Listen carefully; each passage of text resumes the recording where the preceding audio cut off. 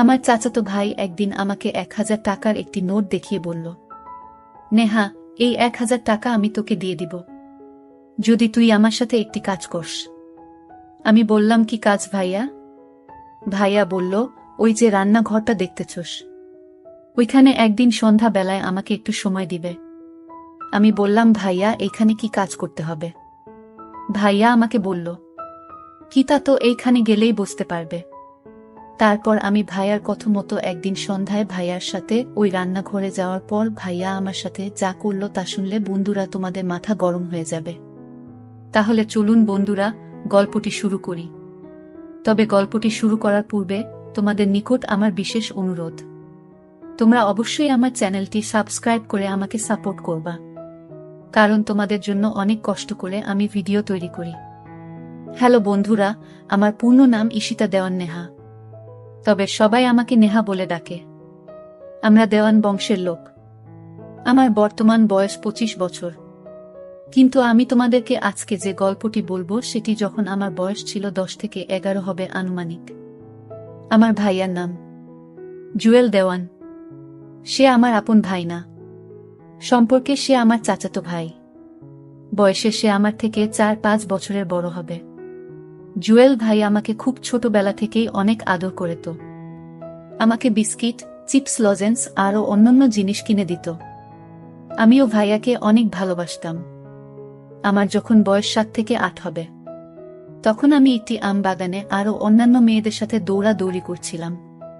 তখন ভাইয়া আমাকে বলল, নেহা, একটু এদিকে আসো। আমি বললাম, ভাইয়া কেন? ভাইয়া আমাকে বলল, একটু দরকার আছে, একটু তাড়াতাড়ি আসো। ভাইয়ার ডাক শুনে আমি দৌড়ে ভাইয়ার কাছে এলাম। ভাইয়া তখন আমাকে একটি আম গাছ দেখিয়ে বলল, নেহা, ওই যে গাছটাতে দেখা যাচ্ছে অনেক পাকা পাকা আম, তুমি কি ওই গাছের আম খাবে? আসলে ওই গাছের আম দেখে আমার লোভ লেগে যায়। আমি বললাম, ভাইয়া আমি খাবো, তবে পারবো কিভাবে? গাছের ডাল তো একটু উপরে। ভাইয়া বলল, নেহা, আমি হাত বাড়িয়ে লাগ পাচ্ছি না, তবে আম খাওয়ার একটি উপায় আছে। আমি বললাম, ভাইয়া কি উপায়? কিভাবে আমগুলো পারা যায় একটু বলো না। আমি আম খাবো। গাছের মধ্যে পাকনা আম ঝুলে রয়েছে, দেখতে অনেক সুন্দর লাগছে। আমার মনে হয় আমগুলি অনেক মিষ্টি হবে। আসলে আমগুলি দেখেই আমার খুব লোভ লেগে যায়। আমের কালারটাও ছিল অনেক সুন্দর। মনে মনে ভাবলাম, যে করেই হোক আমি এই আমগুলি খাবো। আমি ভাইয়াকে বললাম, ভাইয়া কিভাবে আমগুলো পারা যায়? ভাইয়া বলল, নেহা, এক কাজ করো, আমি তোমাকে উঁচু করে ধরি, তারপর তুমি হাত বাড়িয়ে আমগুলো পারো। আমি আমগুলোর লোভ সইতে পারলাম না। আর ভাইয়ার মনে মনে যে ভিন্ন রকম চিন্তা তা আমি তখন বুঝতে পারি নাই। তারপর ভাইয়া যেভাবে বলছে সেভাবেই আমি কাজ করতে শুরু করলাম। এক পর্যায়ে আমরা বেশ কিছু আম পাড়তে সক্ষম হলাম। খুব পাকা পাকা আম। আমগুলো পাড়ার পর সেখানে আমরা পেট ভরে খেলাম। ভাইয়া আমাকে বলল, নেহা, এবার আম খাওয়া হয়েছে, তোমার পেট ভরেছে? তুমি খুব মজা পেয়েছে? আমি বললাম, জি ভাইয়া, আমগুলো সত্যি অনেক টেস্ট। তারপর ভাইয়া বলল, তাহলে চলো এবার বাড়ি চলে যাই। তারপর ভাইয়া আর আমি বাড়ি চলে আসলাম। এইভাবে ভাইয়ার সাথে আমার নিত্য নতুন মজার মজার ঘটনা ঘটত। ভাইয়া খুব ভালো ভালো জিনিস আমাকে এনে দিত। এজন্যই ভাইয়াকে আমার অনেক ভালো লাগত। ভাইয়ার সকল কথাই আমি মানার চেষ্টা করতাম।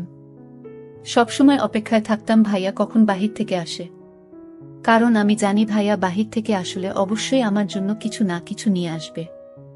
আমার চাচাতো ভাই জুয়েলের গঞ্জে একটি মুদির দোকান ছিল। সে মূলত একজন মুদির ব্যবসায়ী ছিল।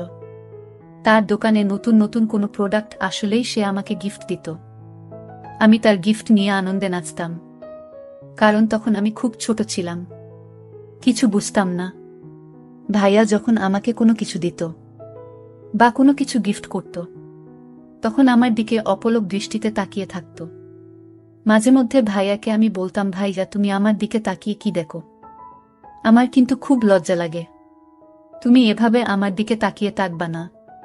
ভাইয়া তখন বলে, আরে পাগলি, আমি তোর দিকে তাকিয়ে কি দেখি? না, দেখছি আমার বোনটা কত বড় হয়ে যাচ্ছে। আমার বোনের মধ্যে আস্তে আস্তে নতুন কিছু উদয় হচ্ছে। কি সুন্দর লাগছে আমার বোনটাকে। আমার বোনটার যখন পরিপূর্ণ বয়স হবে, তখন জানি না কত হাজার লোক তার রূপের মোহে পাগল হয়ে যাবে। আমি বললাম, ভাইয়া বেশি হয়ে যাচ্ছে কিন্তু। ভাইয়া বলল, কি বেশি হয়ে যাচ্ছে ম্যাডাম? শুনি তো একটু। আমি যা সত্য তাই তো বললাম। ভাইয়ার মুখে এই কথা শুনে আমি রাগে ভাইয়াকে কিল ঘুষি মারতে শুরু করলাম। ভাইয়া আমার এই পাগলামি দেখে বলল, আরে পাগলি, আমি তো মজা করলাম। আমি কি সত্যি সত্যি তোমাকে বলেছি নাকি? নেহা, সত্যিই তুমি অনেক ভালো মেয়ে, অনেক সুন্দর, কিউট একটা মেয়ে।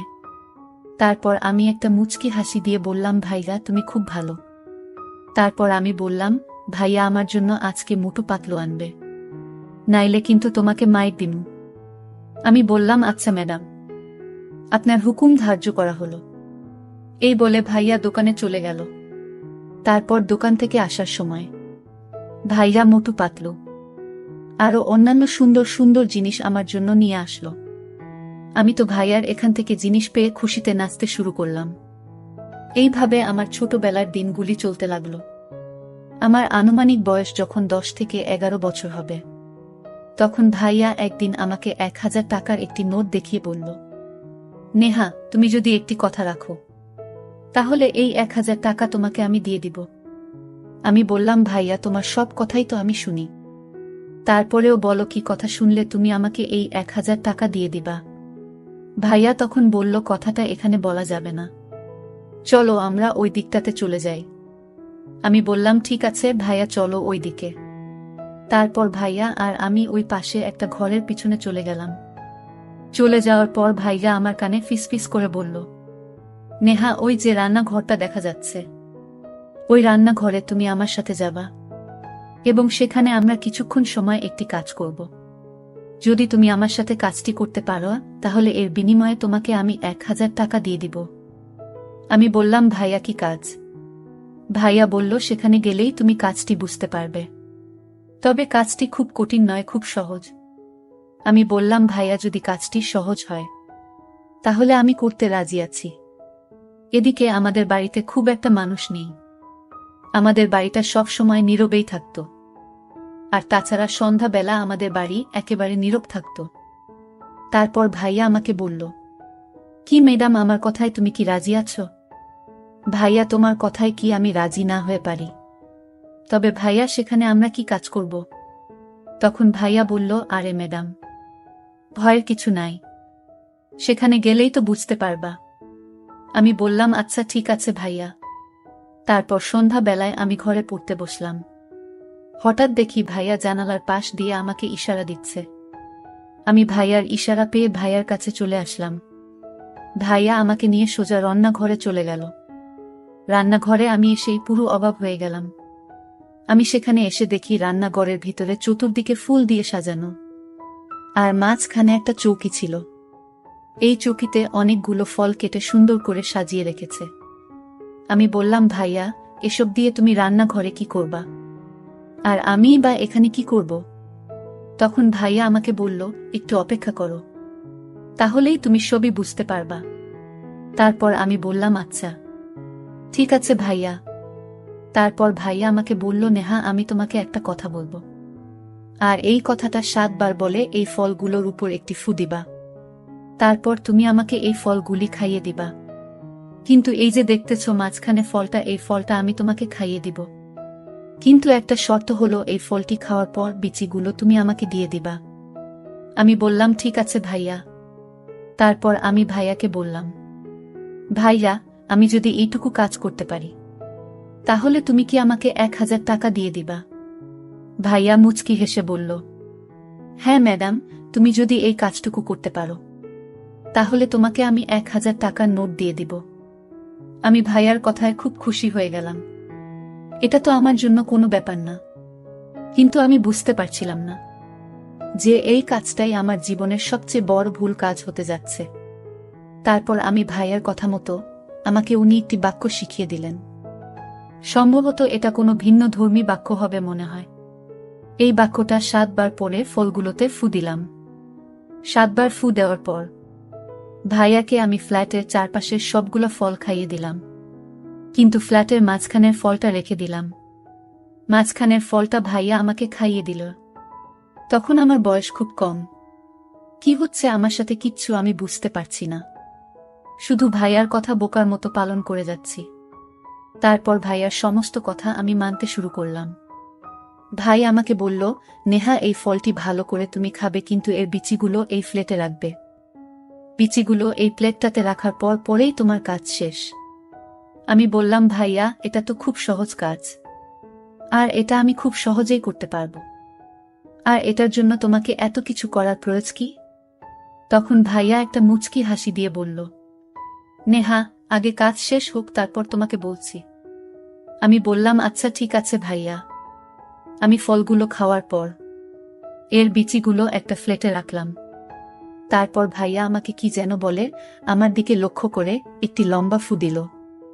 ফু দিয়ে আমাকে বলল, নেহা এবার তুমি যাও, তোমার কাজ শেষ। 1000 টাকা তিনি আমার হাতে ধরিয়ে দিয়ে বলল, এই নাও তোমার কাজের বিনিময়, এবার তুমি চলে যাও, কাল কথা হবে, এখন অনেক দেরি হয়ে যাচ্ছে। নেহা লক্ষ্মী মেয়ের মতো এবার বাসায় চলে যাও। আমি ভাইয়ার কথায় বাসায় চলে আসলাম। এসে আমি খাওয়া দাওয়া করে ঘুমিয়ে পড়লাম। কিন্তু সকালে ঘুম থেকে উঠতেই আমার মধ্যে এক আমূল পরিবর্তন লক্ষ্য করা গেল। যেদিকেই তাকাই আমি শুধু ভাইয়াকে দেখতে পাই। মনে হচ্ছে ভাইয়া আমাকে ডাকছে। মনে মনে আমি ভাবলাম, আমার কি হয়ে গেল, কেন এমন হলো? তবে কি ভাইয়া আমার সাথে প্যারানর্মাল জাতীয় কিছু করে ফেলেছে? আমার কাছে কেন জানি মনে হলো আজকেও আমি সন্ধ্যার সময় রান্নাঘরে যেতে হবে। রান্নাঘর যেন আমাকে টানছে। সন্ধ্যা হতেই আমি চুপি চুপি রান্নাঘরে চলে গেলাম। গিয়ে দেখি ভাইয়া আমার জন্য বসে আছে, অপেক্ষা করছে। আমি যেতেই ভাইয়া আমার সাথে তখন এক অন্যরকম আচরণ করা শুরু করলো, যে আমি তোমাদেরকে মুখের ভাষায় বলতে পারবো না। খুব বাজে আচরণ। ভাইয়ার আচরণ দেখে আমি তো পুরাই অবাক। কিন্তু ভাইয়া আমার সাথে যে এত খারাপ ব্যবহার করবে তা আমি কখনো কল্পনাও করি নাই।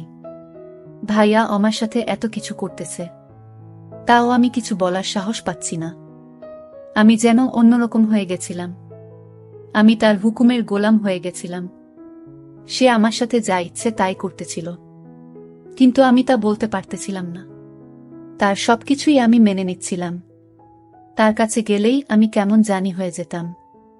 সে আমাকে যা বলতো আমি তাই করতাম। এভাবে সে আমার সাথে অনেক কিছুই করেছে, যেটা আমি তোমাদেরকে ভাষায় প্রকাশ করতে পারবো না। তার সাথে আমার এইভাবে চলতে থাকে দিন। তার সাথে আমার এইসব চলে প্রায় 5 থেকে 6 বছর। হঠাৎ আমি অসুস্থ হয়ে পড়ি। তারপর আমার বাবা মা আমাকে ডাক্তারের কাছে নিয়ে গেল। ডাক্তার আমাকে পরীক্ষা বলে আমি নাকি মা হতে চলেছি। এই কথা শুনে আমার মা বাবা প্রচুর কান্না করতে লাগলো। বাসায় এসে আমাকে জিজ্ঞাসা করল, মা নেহা সত্য করে বল, তোর এত বড় সর্বনাশ কে করেছে? তারপর আমি আর কি করব? বলে দিলাম আমি ভাইয়ার কথা। তারপর মা বাবা জুয়েল ভাইয়াকে ডেকে এনে বোঝালো। বলল, জুয়েল তুই কি করে পারলে আমার মেয়ের এত বড় সর্বনাশ করতে? যাক বাবা, যা হবার হয়ে গেছে। এখনো কেউ জানে না। কেউ না জানার আগেই আমরা নেহাকে তোর সাথে বিয়ে দিতে চাচ্ছি। এখন তুই কি করস? বাবা মায়ের প্রস্তাবে জুয়েল ভাইয়া রাজি হয়ে গেল। তারপর ধুমধাম করে আমাদের বিয়ে হয়ে গেল। বন্ধুরা, এখন আমি তোমাদের দোয়ায় ভালোই আছি। তবে মাঝে মধ্যে আমার অতীত আমাকে অনেক পীড়া দেয়। মনে মনে ভাবতাম যদি জুয়েল ভাইজা আমাকে বিয়ে না করত, তাহলে আমার কি হতো? আমার মরা ছাড়া কোনো রাস্তা থাকতো না। তো বন্ধুরা, আমার মতো তোমাদের জীবনেও এরকম ধরনের দুর্ঘটনা ঘটতে পারে, তাই তোমরা সাবধানে থাকবা। তবে তোমরা কারো সাথে কোনো প্রকার দুর্ঘটনা করার সময় তাকে খুব ভালোভাবে বুঝে শুনে তারপর তোমরা একটা কিছু করার সিদ্ধান্ত নিবা। নইলে একটি ভুলের কারণেই তোমাদের সারা জীবন পস্তাতে হবে। বন্ধুরা, ভিডিওটি যদি ভালো লাগে তাহলে একটি লাইক দিন। আর তোমরা যদি এইরকম ধরনের ইন্টারেস্টিং ভিডিও পেতে চাও, তাহলে দয়া করে আমার চ্যানেলটি সাবস্ক্রাইব করো। পরিশেষে তোমাদের সুস্বাস্থ্য কামনা করি। ভিডিওটি দেখার জন্য তোমাদের সকলকে অসংখ্য ধন্যবাদ।